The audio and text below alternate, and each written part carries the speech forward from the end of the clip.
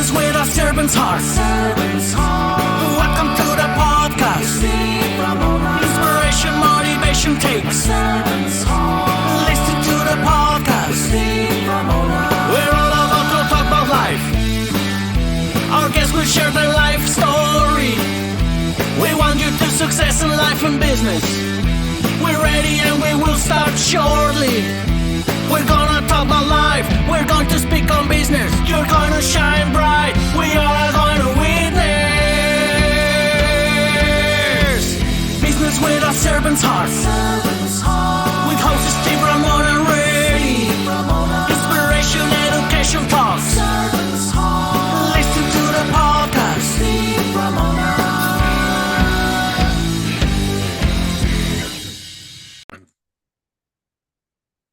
Welcome, everyone, to Doing Business with a Servant's Heart podcast. I'm your host, Steve Ramona. I am so fired up to have you join us today because we dedicate this podcast exploring the idea of doing life in business, using a servant's heart, having that servant's heart attitude so you can make a difference and impact in your world. Also, too, we created this podcast to motivate you, inspire you, and educate you through our guests. And 99% of the time they do, and it's powerful. It's such a great way to do that. Also, too, here's your call to action. As you're listening to my incredible guest today, I want you to think about how you're going to serve yourself and others today and what impact you want to create today. And that key word I circle on virtually is that today, because like in leadership, which we're going to talk about, and in sports, well, I'll do it tomorrow. And guess what? A month goes by and you haven't done it. So just start today. And today's podcast is proudly sponsored by our incredible partner, Pantheon Alliance. Would you like to be part of an exclusive community of high-income, successful business owners and entrepreneurs from very diverse industries? Together, they're building a thought leader platform to impact and change the world. With that being said, impact and change, we're going to bring sports and leadership and business together. My favorite topic, as you all know, I play a number of athletes on here. The bridge is small. I was telling my guests before how that bridge is so close, but we can learn. We don't have to be a pro baseball player like our guest was. Don't have to be a pro basketball player. We can learn from them and actually take those applications and do it for ourselves. With that being said, hey, Ryan, I want to welcome you to the show. Hey, thanks, Steve. How are you? Great. Why is leadership so important to you? Oh man, it's everything. I mean, I know that in my life and in my baseball career, I got farther because of great leaders than I ever would have got on my own. And they helped me reach my full potential, achieve my dreams. And then some other leaders that, I would have benefited from better leadership at those times. Yeah. So you played Major League Baseball. You had a 15-year career. I thought it was only 10. You played a lot of baseball. As you said, you got fired a lot. Kind of funny way of saying it. I love it. But what can you educate us with that you'll learn from MLB or just from sports to help us be better leaders? So the idea is that a great leader, in my experience, two things. They see the potential in you before you see it in yourself. And they give you the keys and they give you the expectation that they expect you to get there, and they give you the directions. Number two, they hold you to that higher standard, right? They're accountable. They don't hold back their opinions when you need to hear the hard conversation. They give it to you, but they give it to you from a place of love. They give it to you from a place of caring about you, and then they help you get to what they expect you to get to. Yeah, and like in business, there's good leaders, bad leaders. Same with coaches. I think they're leaders, not all of them, of course. What's the identity of a coach that's a great leader, sports coach? Well, I ended up having 12 different managers in the major leagues. And I can tell you that the ones that I valued the most are the ones that I felt like I could run through a wall for and that I wanted to run through a wall for. I'll give you an example. I got called up and sent down 4 times by Terry Francona. And when I was the 25th man on a 25-man roster, he made sure he talked to me every day. He made sure that I saw him see me every day. And there was a time where he was sending me down, right? He's telling me, you're not on the team anymore. Yesterday you were good enough. Today you're not. That's the conversation. But how he had that conversation made me feel great. It inspired me. He told me, we're going to make a move. We're going to send you down to the minor leagues. And when I, Ryan, trying to be a professional, tried to make that conversation easy on him. I said, I get it. Roster situation, it's a numbers game, whatever. He looked at me and said, sometimes being a really, really good self-evaluator doesn't serve you. You need to sometimes fake it. You need to sometimes think you're just better than you are to get there, because this is the best league in the world. And if everybody was really, really honest with themselves, no one would believe they belong here. So he was inspiring me to think bigger as he was delivering bad news. And I think that's what leaders find a good way to do. What a great lesson for owners, founders, business owners right now. Inspire your people, even though they might want that promotion, they can't get it. Same thing. Sorry, Steve, you're just not ready yet, but here's some things you need to do. Probably what Terry did. Here's the things to work. That's why I love the bridge. Love talking this, because it's so similar. Yeah. So you played international. I know you played in the World Baseball Classic, which I'm so fired up that you played with Israel. Besides sports, what's leadership like in other countries? I think one of the biggest things that I've learned from traveling as much as I have, and from baseball bringing me all over the world to these other cultures, because I've played baseball on 5 different continents now. Wow. And you see places you may never see. You're in locker rooms with people that were raised in very different situations, and you're very different economically, family-wise, obviously the language barriers, the food they eat, everything. But being able to lead, you need to immerse yourself in the culture and the type of people that you're around.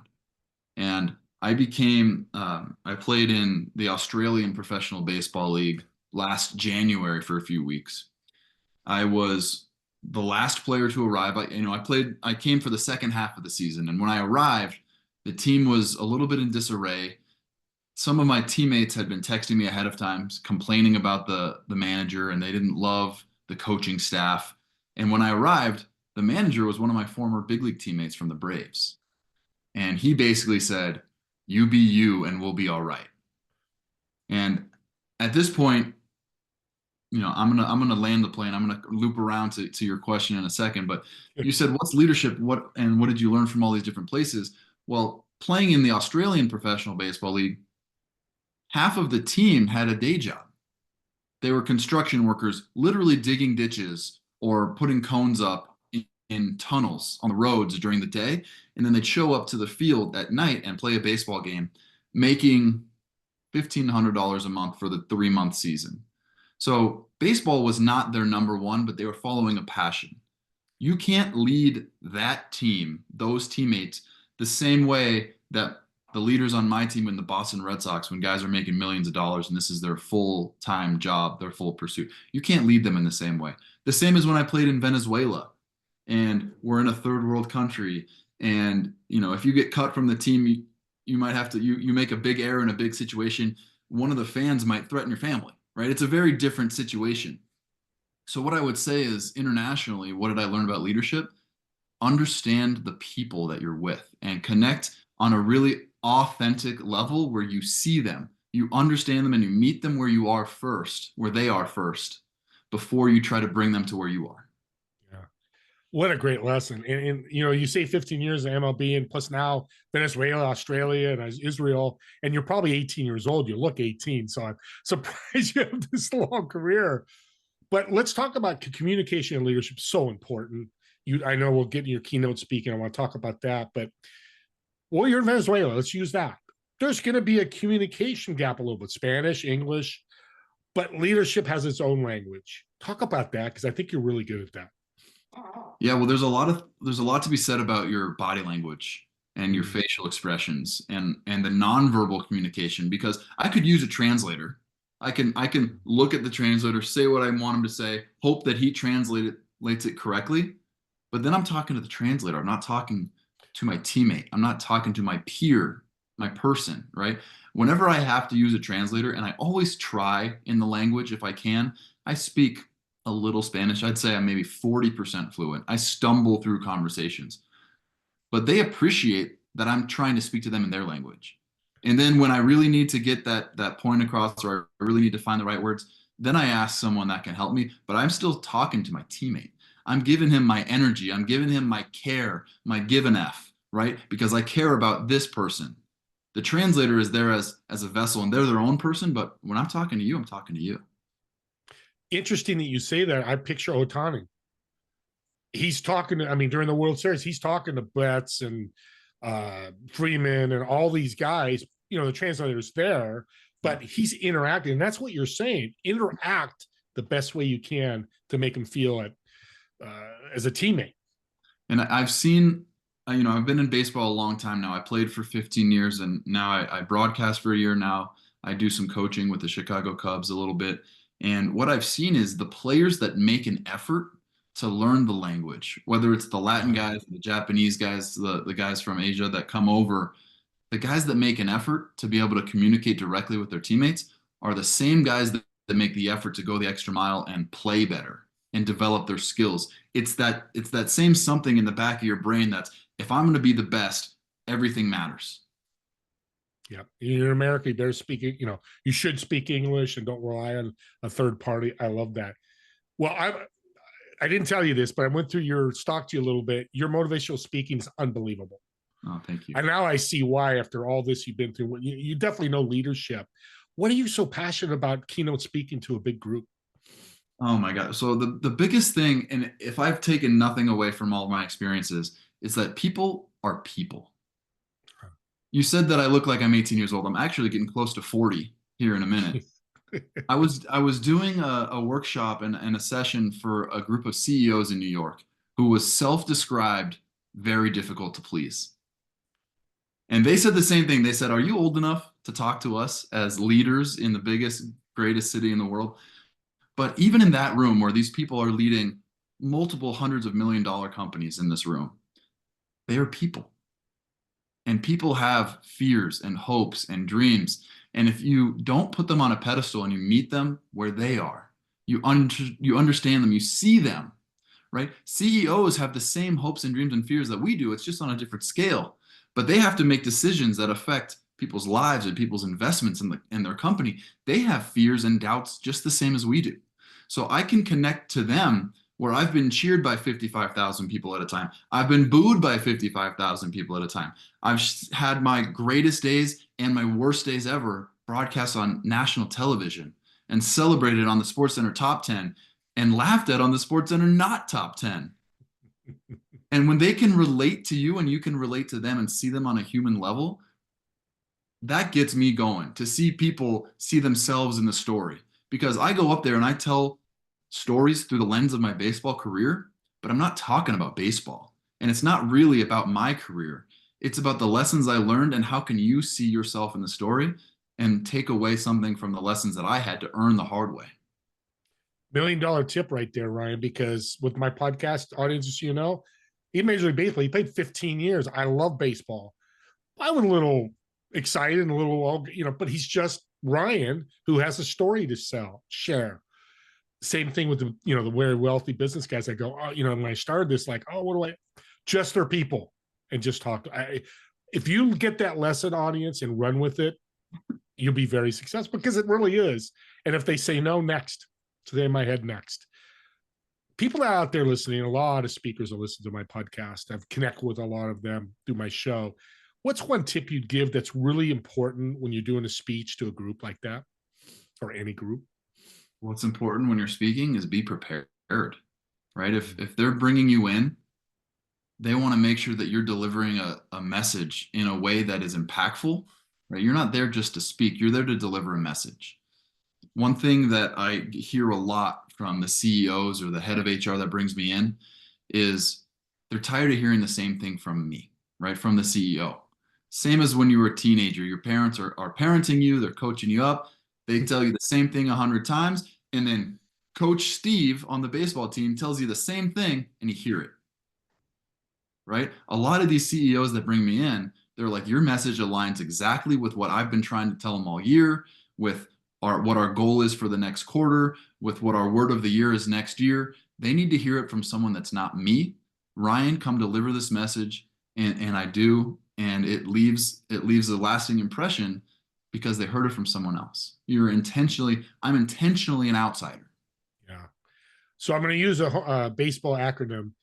Give us a story of a speaking gig you did where you hit a home grand slam. You just killed it out of the park, and the ROI from that, not just money, but what happened after. I gave one just last week. I was speaking to Camp Gladiator. It's a outdoor fitness instruction company. They were doing amazing before COVID, before people weren't gathering, and then now they're looking to revamp their business model, motivate the people that are still in, because they had a lot of their instructors kind of flee the coop. And the speech was at an outdoor wellness resort outside of Austin, Texas. It was a perfectly planned event where the venue matched with the theme, matched with the audience. My message really connected with them. And what they said was, we've had a keynote speaker every year. We had Tim Tebow a few years ago, but you came in and you were relatable and real. And that's what I talk about. People that are real, they can hear you, they can see you in a much better way. And not only did I really enjoy that experience, but I think they got a lot out of it because they see me as a real person. Yeah. And I'm glad you said relatable, because authenticity is hard for me to say, but that's to say being authentic, better word. I love that, because that's always going to be a winner for you, especially in sports or business. So let's go back to people listening. I've had a lot of people ask this question. I don't really have a good answer. How do I start a speaking career? Number one, figure out what you want to say. Figure out what you want to say. Mm-hmm. And then I hired a coach. I hired a one-on-one keynote coach, and then I took it further and I went to keynote school, where they helped me write the speech first, and then I flew out to New Jersey 5 times last year, and they taught me how to perform it. And I don't get any referral fees for sending anybody, but I went to Heroic Public Speaking. I thought they were phenomenal at what they do, and they totally revolutionized the way that I go up there and I tell my story and I perform it. Really, I'm not telling a story, I'm performing. And understanding even that basic difference was huge for me. Yeah, I've heard big speakers like you talk about doing improv too. Take improv classes. That's performing kind of fits the same way. What's the name of that group? Let's promote them, because it sounds like they're awesome. What's the name of that group again? They were great. They were Heroic Public Speaking. I think they've maybe rebranded to just be Heroic.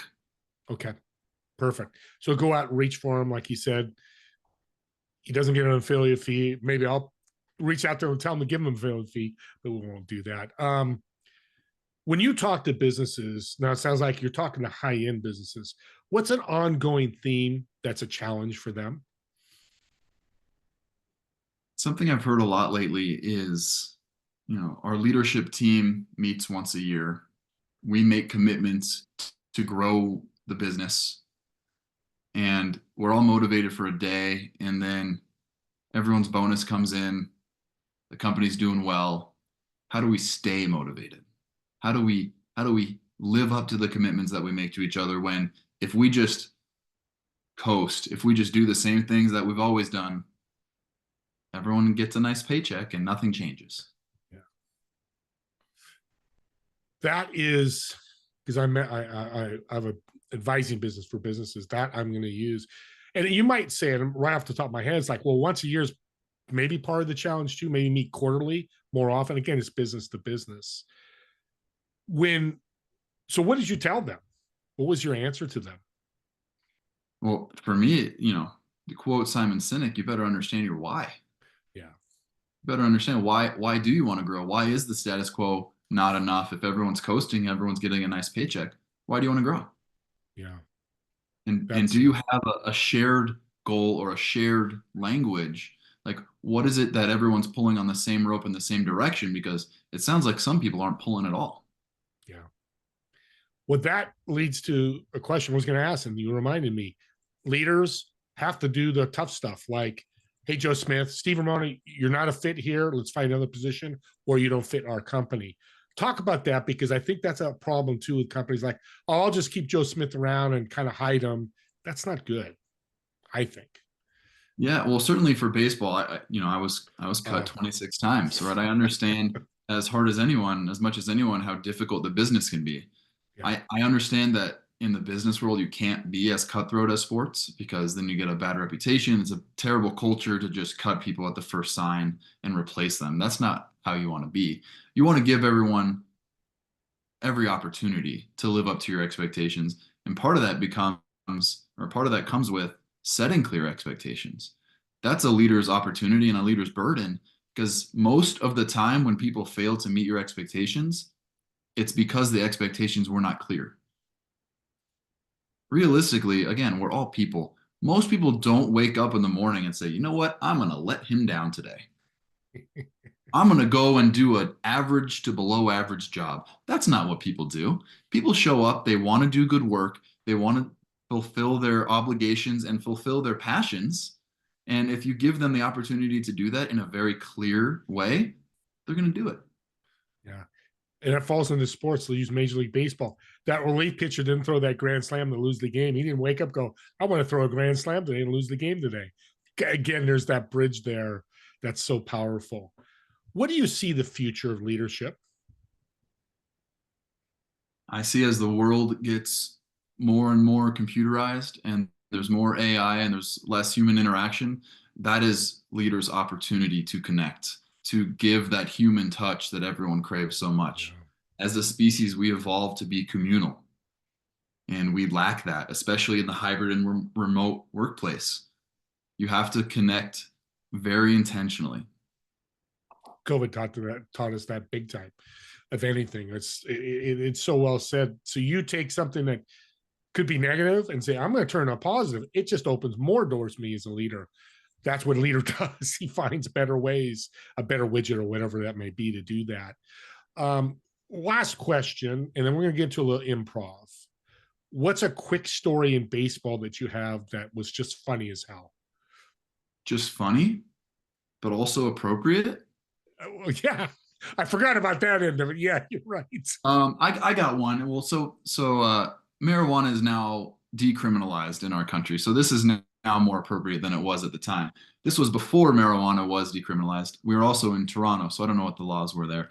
But we, as the Red Sox, we flew to Toronto. We were on the team bus from the airport to the hotel, and guys are smoking marijuana, and it's smoking out the bus. And so much so that the driver gets on the microphone and says, I smell that weed. That's going to be a $250 cleaning fee, boys. And I'm not going to say his name, but one of our leaders comes from the very back of the bus, gets on the microphone, says, here's $500, clean it twice. That was a selfish question because I love baseball especially, but all sports story. That's a great story. A leader too. He said, I'll just pay it twice. That's what He was a good leader. Let's finish with a great little improv. So you've got a reservation at a restaurant, table of 4. You're, of course, in one of the chairs. In the 3 empty chairs, who would you invite, dead or alive? Why would you invite them? And what food would you order? Ooh, see, this is tough because I'm a big foodie. So I'm going to go French food because that's what sounds good in this moment. I'm going to order a beef bourguignon. Wow. With fried foie gras on top. I had a life-changing meal in Paris that I still think about. I'm definitely inviting Babe Ruth because I'm obsessed with him. I want to invite Nelson Mandela. And I want my wife to be there. Amen. That's great. Can you imagine Nelson Mandela trying to eat hot dogs with Babe Ruth and drinking a beer? No, we're eating French food. French food, that's right. There you go. That would be fun. Ryan, you're a blessing, man. You're a true leader, and you teach leadership, and your passion to motivate people is so awesome. People listening want to connect with you, support you. How can they do that? Oh, well, first of all, thank you so much. I appreciate that. I'm easy to find. Ryan Lavarnway is not a common name. I'm on Instagram, R.Lavarnway. I'm on LinkedIn. I answer all my own messages, Ryan Lavarnway. Or check out my website, ryanlavarnway.com. And he's easy to find. I stalked him for 2 hours. Just kidding. Didn't do that. But he does have a unique name, so it's easy to find. Thanks again, Ryan. And audience, here's your call to action at the end of the show. What I love about podcasts is you've got to, subscribe to the YouTube channel, because now you have a link, you have access to it. And if you're talking to somebody, a business leader goes, I need better leadership in my group, I need somebody to come talk to, or I just need help.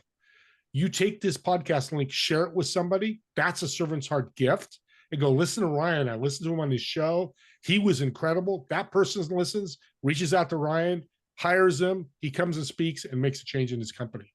I made it sound really simple, But that's the potential what could happen when you bring Ryan into your business to speak, keynote speak, motivate, or just have foie gras and beef bouillon. I can't even say that word. A French food with him.